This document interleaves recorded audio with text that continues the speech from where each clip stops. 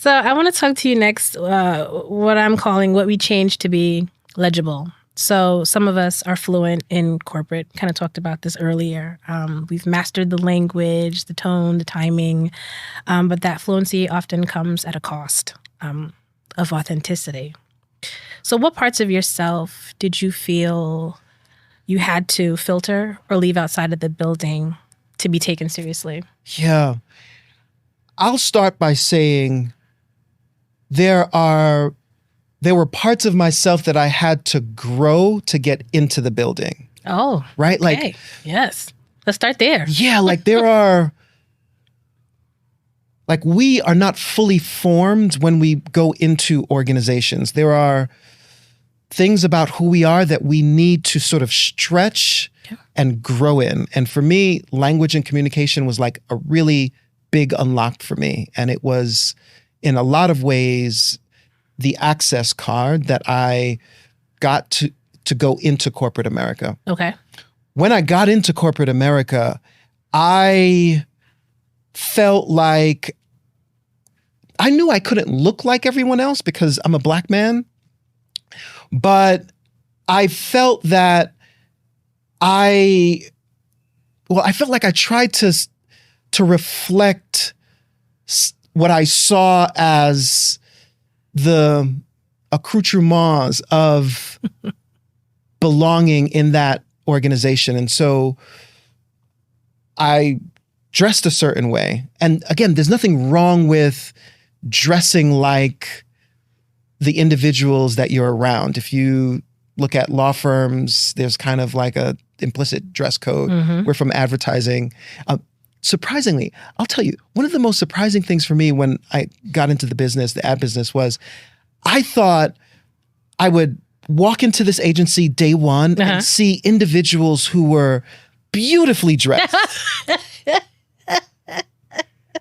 I thought I was going to see individuals who, along with having these brilliant creative minds, that they, on the outside, also had very strong points of view in terms of how they looked. And like a lot of people just a mess. So in the ad world, there isn't this sense that you have to conform. Yeah. But for years, working in corporate America, I did not wear an earring. I got my ears pierced at 15 years old. I got my left ear pierced. And when I got into corporate America, I took it out because no one around me, the men, had their ears pierced.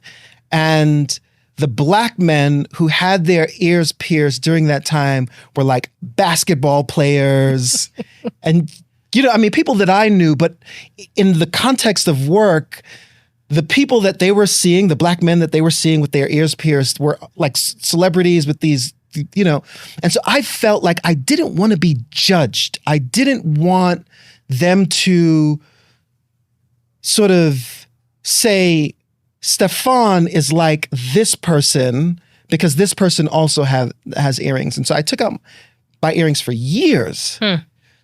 I started wearing it again when I got into advertising. And that was only one. I felt comfortable putting one in. We got half stepping with just one. Just one. And then it wasn't until I left the business and I started my own company and I started to actually live what I preached that I felt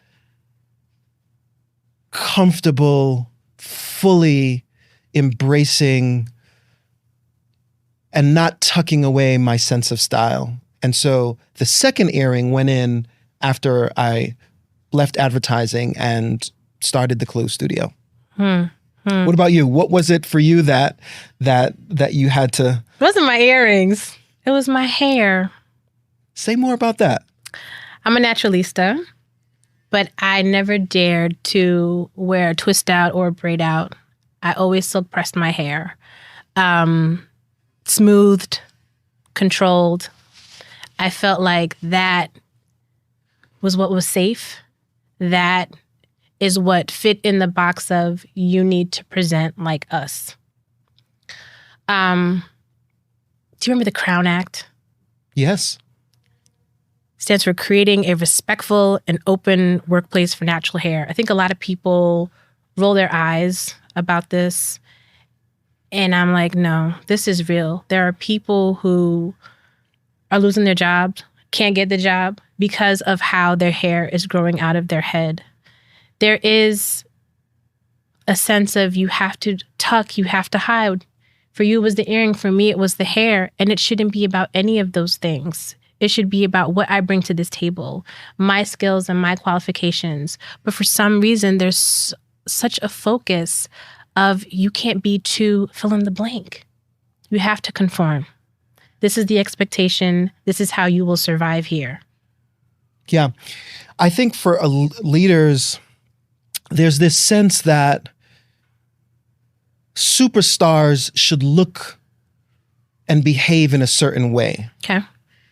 And there is this sort of impulse from leaders to, as they're looking out onto their teams, the openness that they have to brilliance, to bright lights, to real change makers is tied to their sense of what a change maker looks like, what a change maker sounds like, okay, where a change maker comes from. And for someone like me and you, I am from Grenada. I'm an immigrant. I grew up in Brooklyn, New York. I don't know if leaders are looking at my background and saying to themselves, this collection of experiences may be where the next big thing is coming from. I think that leaders sort of look to individuals who are consistent with what we think brilliance looks like.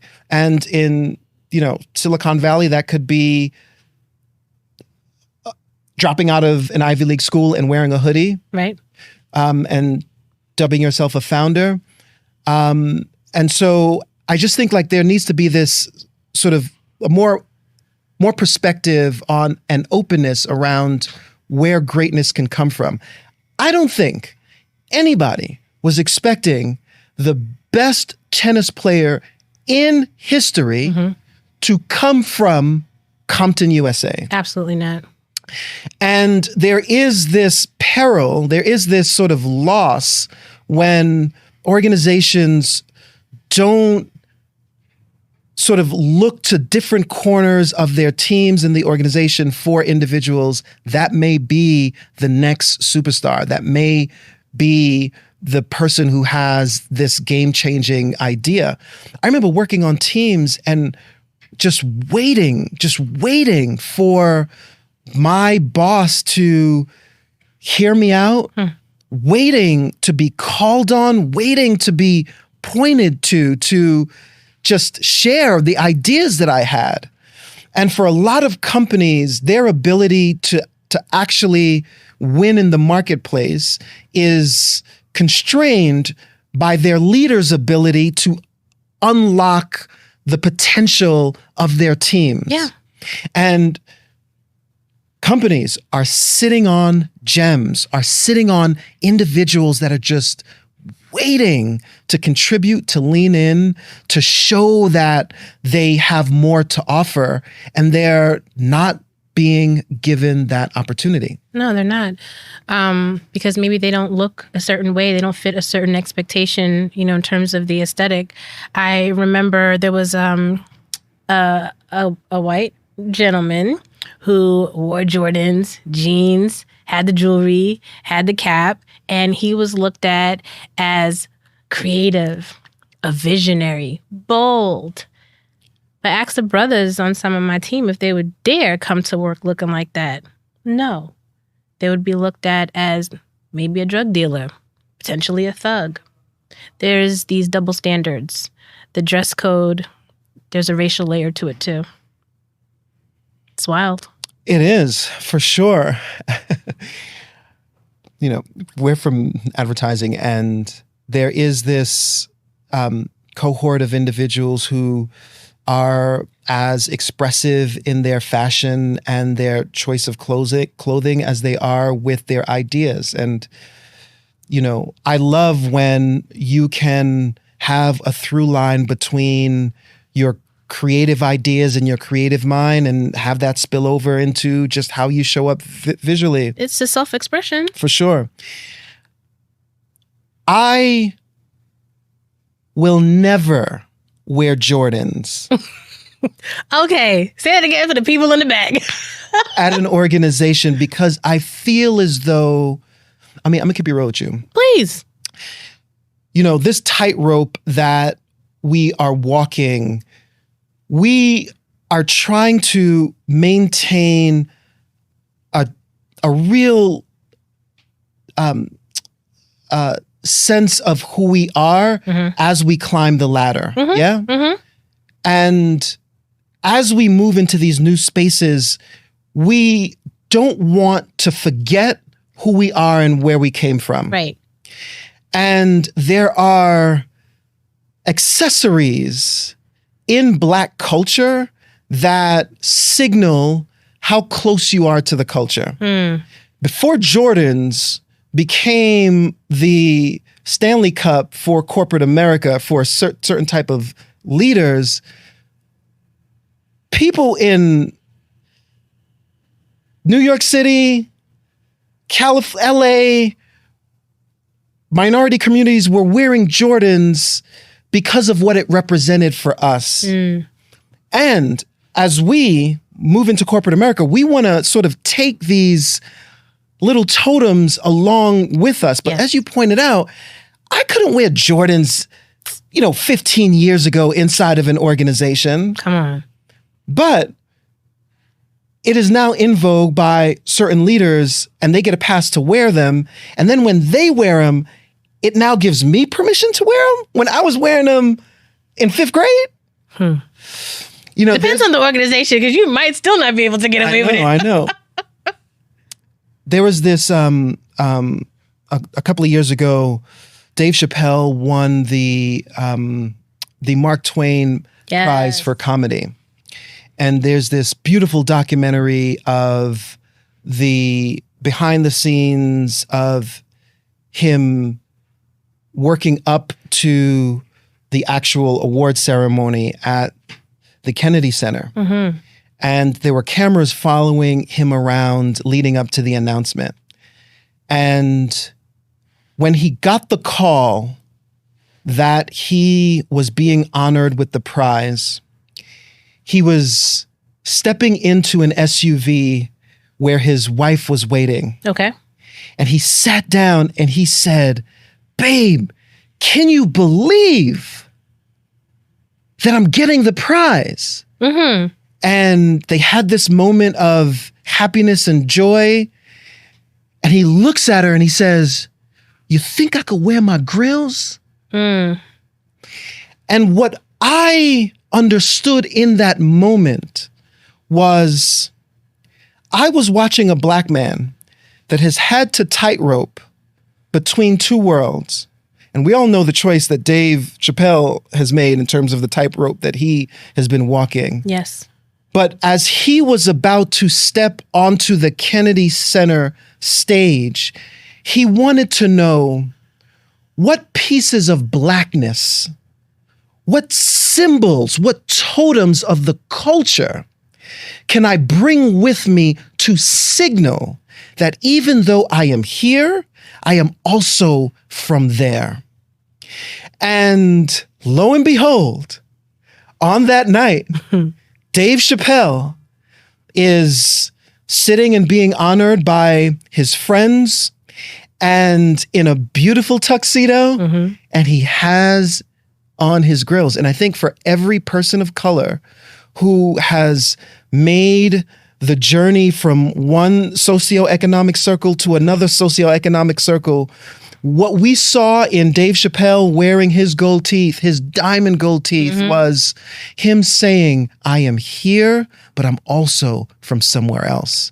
And I think that in my own world, as I move through organizations, as I am running this company, And in a very different socioeconomic circle than I was born into, I always want to signal and show that even though I am here and I may not be native to this, there are pieces of me that you should be able to sort of look to see that I am part of a culture that I'm very proud of. Yes. And the wearing of 2 earrings and, however I choose to express myself, however we choose to express ourselves is in homage to that.